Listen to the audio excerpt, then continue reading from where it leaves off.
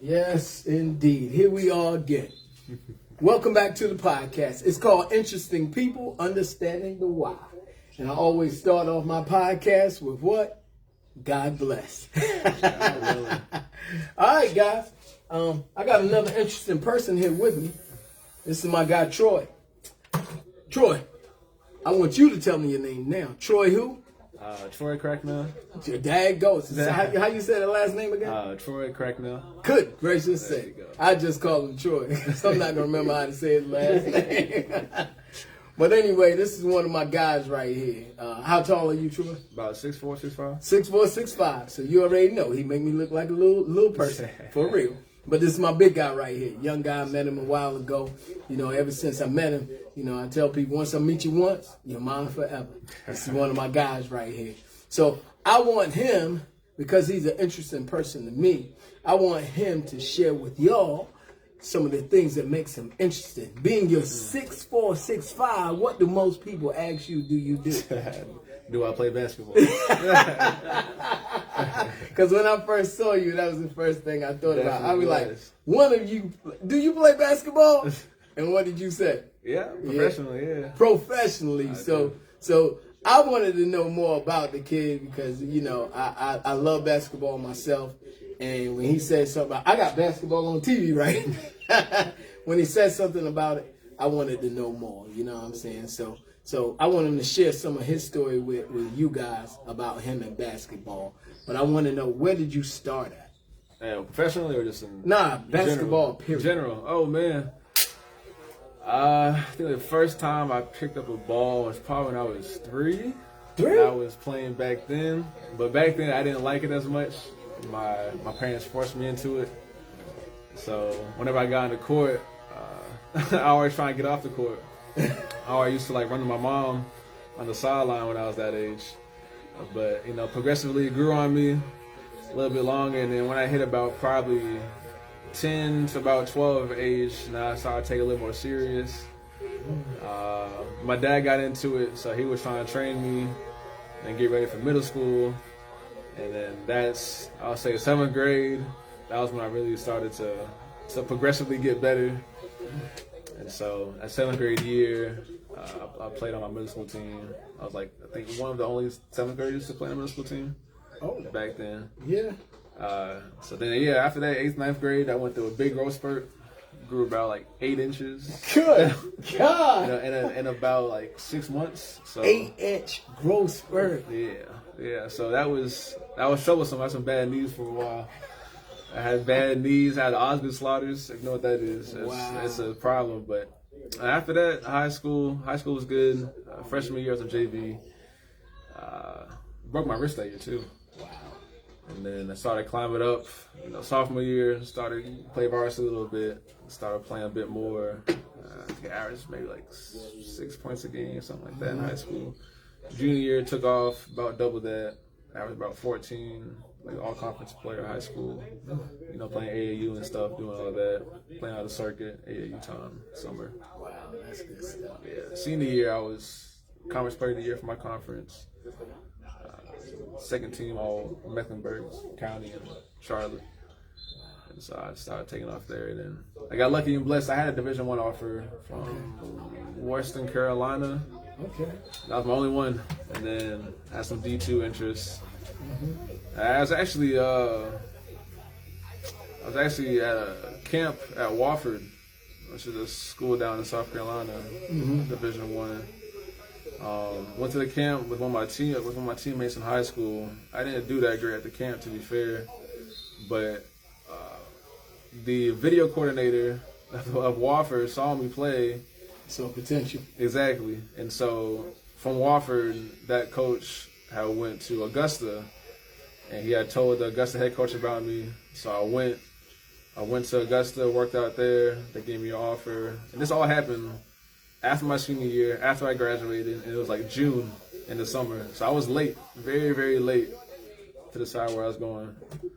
It was all because, you know, I was seen at a little camp at Wofford, and then he just happened to take me there. And he was the first, that coach, Drew Gibson, I'll never forget him. he was the first. I was the first player he recruited. Wow. So yeah, and I was at Augusta for 5 years. Freshman year didn't go that well. Barely played, honestly. I averaged like 1 or 2 points a game. I think I had like a total of like 20 points the whole year. Wow. So I was not that college to high school college adjustment was Different ball game. yeah, it was. It took me a second to adjust. Sophomore year, I started playing more, about 6th, 7th man off the bench. Junior year, I was starting, playing well. After that junior year, it was COVID, so that season got cut short. And then going into that next year, my first practice I had in August, going into my senior year, I broke my foot. Oh. Yeah, so first practice there, broke my foot, done for the season. I think I played 1 game that season. Wow. And then, because I came back, so it happened in August, I came back in this late December. I played 1 game, then I got COVID, and then I had to sit out 3 months, so I missed the rest of the season. Wow. And then after that, I came back the following year, and then we had a great year, D2 Augusta. We won conference, regular season. We won the conference tournament. I got all conference that year. And then we also made it to the national championship. Sweet. We lost to the national championship. But you made it. We did. But you made it. We did indeed. But after that, I got lucky. I wasn't averaging anything crazy stat-wise. Probably like 13 points, 4 rebounds, something of that nature. My last year, I knew some people. I had an agent after the season, but he wasn't too helpful for me. But I went to this camp. I went to the camp, played well, and then I got an offer from that to go play in England. Oh. So it was Second overseas contract. Correct. So my first one. So after that 5th year in college, I had the opportunity to play overseas for money and everything professionally. Very blessed, grateful for it. So how's the league different over there than it is over here? Oh man, everything is totally different. Yeah, because people don't know in Europe, every country has a league, and every country may have 1 or 2 or 3 different leagues. Obviously the top league is obviously always the best. But when I started, I went to second league in England, which was a decent league. It's a very starter league. Coming out of D2, you weren't highly recruited per se. But I had a great year. I finished. I made first team all league. That's good. Yeah, I averaged a little over 20 points. I averaged over 8 rebounds that year. Did great. Put myself in a great spot. More importantly, though, I got to travel. Right. Got to see different places. So while I'm in England, I traveled to Italy, traveled to Germany. I met great people. So even with all the setbacks, yeah, you still made it. Kept going. So pushing. Never give up. Always, never. Always push. Never. If you have a dream, go for it. Someone might pull you down and not want you to succeed. At the same time, you got someone you want to follow. You gotta follow it regardless. That's what's up.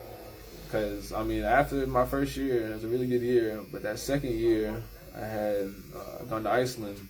I was playing there, and things weren't going that great. Off the court, it was a little different from what I was used to my first year.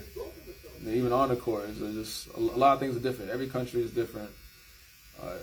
You'll see if you ever were to play professionally overseas, there's a lot of political stuff that goes on within teams that don't always favor the imports. When I say import, I mean mostly American-wise.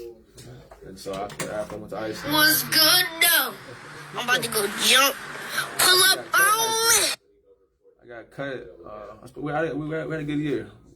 Before I got cut, I think we were 8-2. So we had a good winning record. I think we were first or second in the league. After that, though, I got cut. I got cut after having 58 points. 58. Yeah, I got cut after having 58 points. And then you get cut. I get cut. So, obviously a little bit unexpected. So I didn't go according to plan. But thankfully, I had a good relationship with the people back in England. So they allowed me to go back and stay with them for a little bit before I can find a new spot to go to. And I actually got the coach I had in England. He's actually from Azerbaijan, and so he was the one that helped me get my next contract in Azerbaijan. I know a lot of people haven't heard of Azerbaijan. It's a country underneath Russia, close to Turkey. So it's a little far out in the Middle East. Well, now they have heard of Exactly. Azerbaijan or whatever. Azerbaijan. Azerbaijan. I can't even say it. Azerbaijan. So, you know, going out there was definitely eye-opening. Different type of world over there. Baku was the city I was living in. It's a really big city, about 2 million people plus. Actually very pretty, but just a different lifestyle out there, so I wasn't used to it. But going into there was going off of being cut and going into there. And right when I got there, I got hurt again. I sprained my ankle, so I was out about 3 weeks right when I got there, which wasn't that great. But I met some good people out there. We finished the season, honestly, not the greatest season. So I was a little concerned going into this next year. And it's funny, I went to Germany. And now we're back in almost present. Went to Germany. You know, I had a really good preseason. And then, like I was telling you earlier, I had an infection in my arm. I think I got bit by a spider, something outside my control. And so I got a really bad infection. My arm almost doubled in size from the infection. So I had to go to the hospital. I had a quick surgery. And then I was on antibiotics for a week in the hospital. With all that being said, I missed about a month of games, of playing. And then I was on my way to come back, and I was trying to get back into the rotation again. We're losing a bunch of games. The coach that brought me in gets fired. And then we had a new person step in, still losing a bunch of games. So they make changes. You know, the one guy who was out for a while gets put out first. So that was me and somebody else. So I move on from there, trying to find my next gig and job. Like I said, I made a lot of connections where I was in England. So I went back to London again. Went out there for about a month. Actually happened to meet my girl out there. And so, you know, even though I was cut out there, you know, I still blessed to be able to have somewhere else to go for the time being. Right. And also, you know, meet new people, great people. After I went back to London and I went back home. I was home for about a week and a half. And then I got lucky and I got another job in Mexico just to finish off the season, which was only about 5 games. So I flew out there, played really well, averaging 22 plus points. Had a good season. But more importantly, I met people out there that allowed me to connect with new agents and new faces, and that allowed me to hopefully, you know, get something that's coming along, hopefully back in Mexico or maybe in Chile. Right. So, you know, very blessed, very grateful to have the opportunity that I do have. I just want to just keep going and keep improving on myself. And this is what makes this guy an interesting person. His attitude. He has an attitude of gratitude. Amen. That will take you a long way in life, because you see, he had a lot of setbacks, but it only set him up to continue on his journey to doing a passion. For sure. And you know, and that's one thing we know. When you trust in God, Godly connections. God will line things up for you even before you get there. No. You just can't give up. Because most people that give up, they'll never reach what God has set up for them. Yeah. And when they don't get there, then they want to blame everybody else when all they had to do was just keep on going. Yeah. So again, say your name one more time. Troy Cracknell. Cracknell, yeah. Cracknell. Yes. Troy Cracknell. Yes, sir. Another interesting person. Yes, sir. If you wanted to know why he does anything or why he's even got to where he's gotten to, it's because he has the attitude of gratitude. Why is he here now? Because he's still in the process of getting to where he needs to get to. Yes, sir. So I'm always glad when my phone rings and I see Troy up there, I'll be like, yo, that's my boy. And I'm always excited, you know what I'm saying? And it's more to me than cutting his hair. Yeah. It's just him being in my presence. And you always want to be in the presence of people that got positive energy, attitudes of gratitude, because it's something that you need to hear to where you might have a setback, but you think back to when somebody says something, you're like, you know what? I need to keep the same attitude he had so that I can get to where I need to get to. So again, this is my guy, Troy, another interesting person. Keep your ear out, because you never know where you might see him at next. Yes, sir. With that being said, I will end the podcast with how I began it, with what? God bless. God bless. Yeah.